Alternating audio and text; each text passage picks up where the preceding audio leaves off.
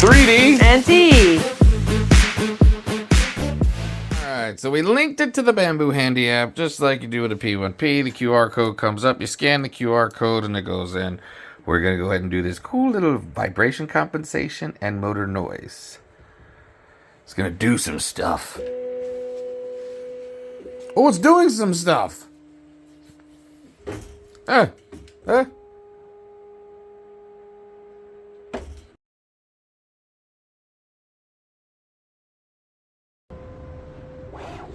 We'll let this thing do its thing. It's got like another 5 minutes. If anything weird happens, we'll come back. Calibration is finally complete. My bed is all shaken up and everything. But hey, we're good. We're going to move on to the next step. We're all set. We haven't done a bed level. Where's the bed level? You didn't do a bed level. A new firmware. Of course there is. Oh no, it's updating. We're good. Never mind. I'm not going nowhere. Nowhere. Do not power off. Let's see what happens. New firmware. I ain't even bed leveled yet. Okay, firmware's done. I still have a lot of questions on this. On how does this know the tube? Because it just said jam all four in there. It didn't give me any directions. How does it know which one's which? I don't understand right now. When you install your PTFE tubes on your A1, it does not tell you where to put in the tubes. It does not matter. As long as you're telling the machine which one is being sent, it figures it out the first time and you're good. So don't panic if it doesn't have anywhere to put these. Stick them in there. There's a two shorts, two longs. Make sure your two shorts are on the one side, two longs are on the other side. It'll tell you where to go. I forget. But this side does not matter where you stick them. Is there a bed level? Can I get it? Is there no bed level? Is there no bed level? What? How come there's no button to hit the bed mesh? I can't get a bed mesh? Are you gonna do like a bed level before each print, or why is there no automatic calibration for the bed level? Oh, that's the light. That that little dinky thing is the light. I can't. I'm done. I can't. I can't. I'm done. So it does figure out which one by itself. It doesn't matter where it is. It just goes off of what this tells it. Filament type is unknown to cover information. Would you like to edit the filament information? Yes. Yeah, the color is a rainbow. There's no rainbow. We're going to put brown. Just because I just don't care. We're going to do brown. Heating the nozzle. Check filament location. Hold on. The first flick. There it is.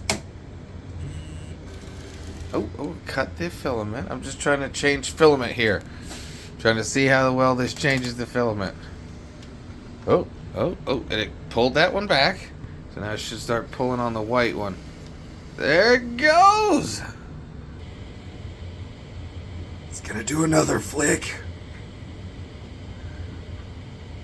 Where's the white? Yeah, there's no white yet. This is... Oh, I see why it poops so much. Where's the white? There's no white yet. Where's the white? There's the white. Right at the very end. Are you kidding me? And then it's gonna flick. I'm gonna have poop everywhere. Yeah, we're gonna have to definitely print a filament catcher for this thing. Let me load up the other filaments real quick, since we have to do this manually. I don't have any bamboo rolls right now. Alright, sorry, I should have recorded all of that. We were playing with the AMS system and figuring out how this whole thing works. So it's really easy. All you do is you actually push in the button to disengage the gear and push it in, then let it go, and it'll slowly start to load it a little bit. But then it will load each individual filament for you. You go in and you edit what it is, which I've done here. And now it's checking where the filament location is through the tubes.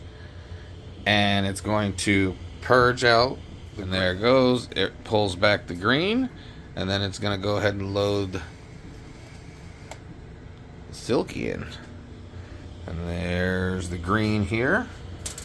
Should push out all the green that's in the way.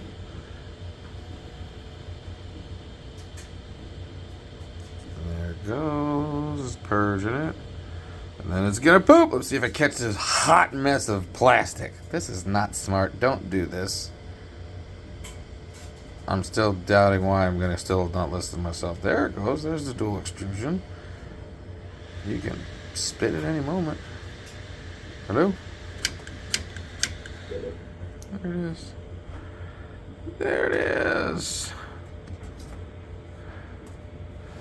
Alright. So we've loaded it up. There's no rainbow, so I'm just using a brown. And Terri's gonna print a benchy. Why does everything have to be a benchy?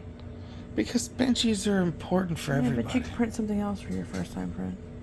It's your print. What would you like to print? You really want to slice the whole model for the first print? Why not? Go big or go home. Oh, Jesus. Okay. Hold on. We're going to figure out a model here. We'll be back. The wife said no benchy, so we're not doing a benchy. On Saturday is my brother's birthday. And... Okay, hi. Nice to meet you, A1. We decided we're going to do a cake topper because it was requested. It's a little weird, but it's multicolored cake topper. Let's see what happens. Carbon fiber PET G bucket. That's good to go. It's going to take that. Go ahead. Go ahead. Poop in the bucket. Why are we priming so much? That's a big poop. So yeah, the A1 is extremely quiet. So much so that you can hear my wife playing with the filament swatches in the background behind me. And you can't hear the printer over that. This thing is extremely quiet.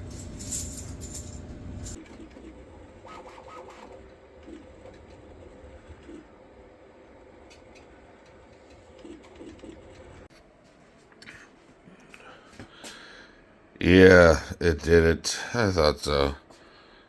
That's why you buy this machine. Weird stuff like that.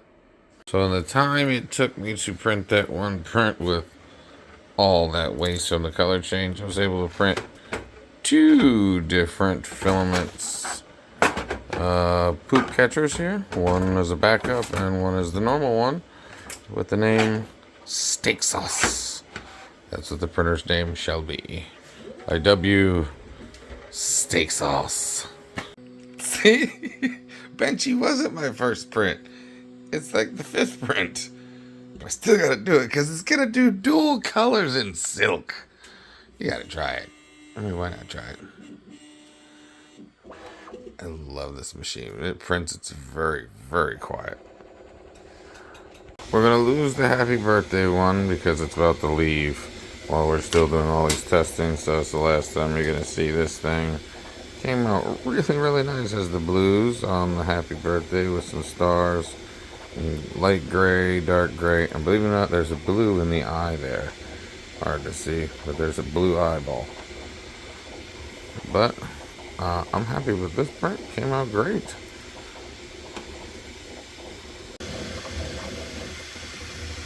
It's fast.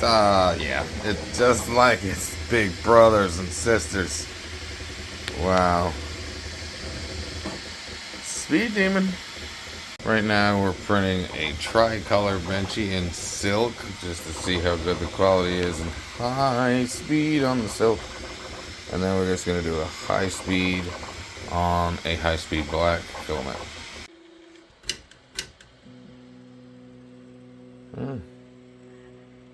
Love it. You gonna bring it to me or I gotta come get it? Alright, it brought it to me. There it is. Do, do, do, do, do, do, do, do, do.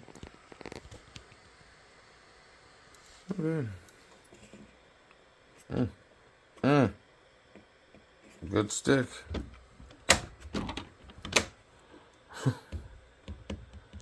Good stick. That's dual silk, so it has one color one way, another color the other way, and it's 3 filaments. Was a little bit of cooling issue on that top overhang there, but overall came out great. And yes, I ripped it off the bed plate. too soon. Black, high-speed PLA.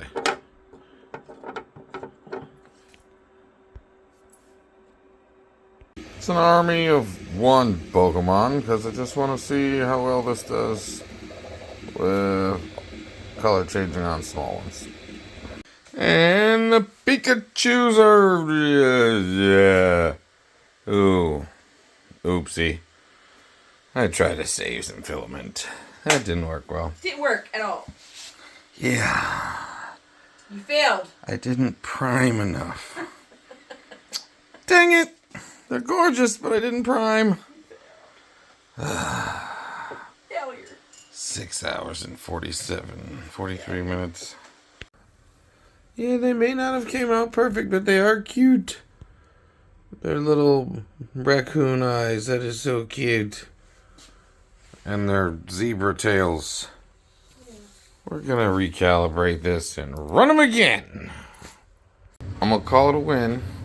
Even though I did run out of this yellow and had to switch to a different yellow at the last minute. But other than that, they came out great. Look at the Pikachus. Pikachus with the 2 color heads. But hey, they printed. They look good. Let's get them off the build plate. They were coming out great. Then I ran out of yellow. And I had to switch to a different yellow. Yep. They came out great. You know what I don't like about multicolor printing is that's the models. And that's all the poop. It's about the size of one of these. And wait. And that's why you wait for updates. So this is the new back panel that holds the printer more stable when you put the AMS system on top. So let's put it together. There she is. We top mounted it. And this one has the upgraded support rail in the back. You print those out to add stability for it so it's not wobbly. So yeah, upgraded riser.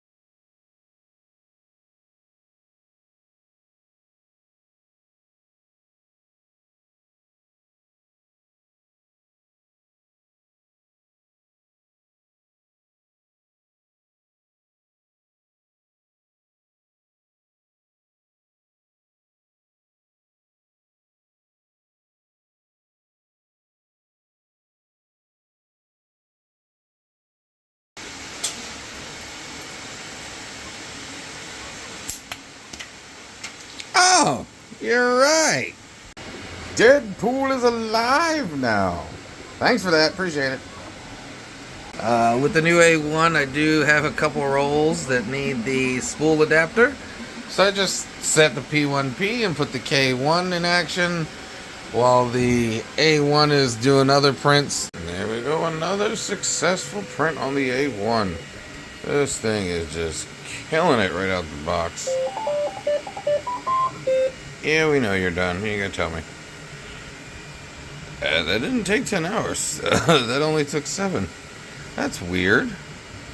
It only took 7 hours and it said 10, but we did this in ludicrous mode. It came out great. Smooth. No, come back. Yeah, a little bit too fast on the bottom there, but that's okay. That came out great.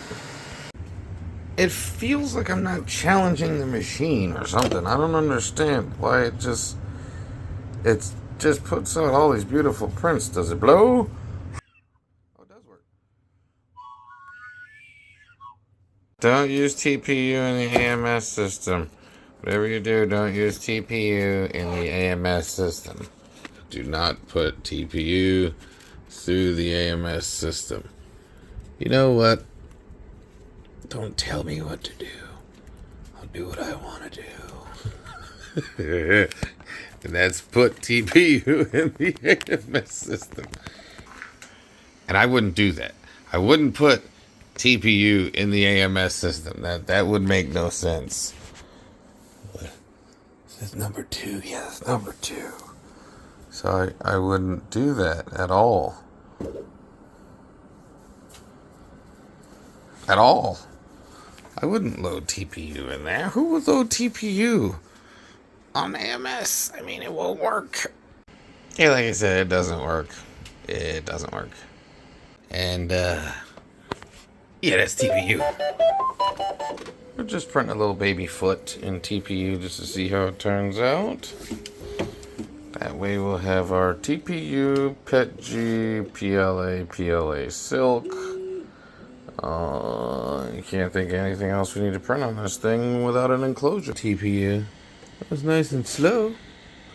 It really does slow it down with the preset for the TPU. Way slower. But that's actually good lines. Got some good TPU lines. Let's see if this finishes. I have hope, but we'll see. Confidence. That's all I can say. This machine inspires confidence. When you put a print down, it goes. I'm not as worried as I would be with my P1P or my K1s. My K1s are really decent, but this is just awesome. I mean, it just prints. Every time I put something on there, everything works. I don't have any problems. I'm loving this machine. Yay! I know it's small and it's baby, and I should have dried out my old TPU, but it's TPU, and you know what that is, obviously. It's a Flexi Factory foot. So yeah, that works. TPU works. I look at the top part, not the bottom part, because again, I needed to dry this out. This is old filament. See? You're nail haters. Gotta do what you gotta do. Bam! Does it flexi? It flexies. It flexies and flexies. That's pretty good. See? Oh, they've got the joints part. There we go. Wow.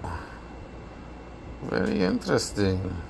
Because again, needed to dry it, but overall, look at that. That's nice. Good quality. There. That's a TPU fresh out the rack that I don't need to dry. Yay! We did it again. A1 with another great print. Dang it again, it's on the bed stuck. Getting TPU off the bed's always fun. There it is. It's a cone. It's a TPU cone. Oh, it's nice and stiff too. I like that. It's stiff but soft. Exactly what I wanted for this cone. It's working. So here's what we got. We got some accuracy prints for 0.8. We got other accuracy for 0.181. I think this is 0.12. This is 0.12 accuracy. We have our TPU dried. We have our open TPU here. We have a bad calibration on the purge for this multicolor. Then the other Pikachus from before. We have Deadpool spinners. We have a high-speed black benchy and a tri-color dual extrusion benchy. And a pan flute. Nothing failed. Not one failed print the entire time. Everything came out perfect. Purge was my problem. I did not set the purge levels correctly for this one, so that's a fail there. This one here, I did not dry my TPU, so technically that's a fail there. And this one, I ripped off the bed too soon and the bottom ripped off. All failures were my own fault.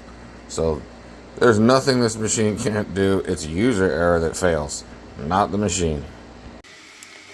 Final thoughts on the machine? Well, I'm going to have to be honest with you. It's a Bambu Lab. It's done everything it's supposed to do. Came out of the box well, printed well. Again, have yet to have a failure on this machine. It's a clip if you're thinking what it is. It's a good machine. It's not a P1P, but that flow calibration really comes in handy when these prints go down. So I gotta give it definitely top 3 printer, top 2, top 1, 2. It's up there. This is definitely worth your money. I would definitely buy one. It's an awesome machine. Thanks for joining us. Catch you on the next journey, next printer. Shorts will be out soon. Thanks for sticking with us all the way to the end. If you did, really appreciate it. Hit that like, subscribe, comment what you need to. You know I'll respond. Have a good one and happy printing.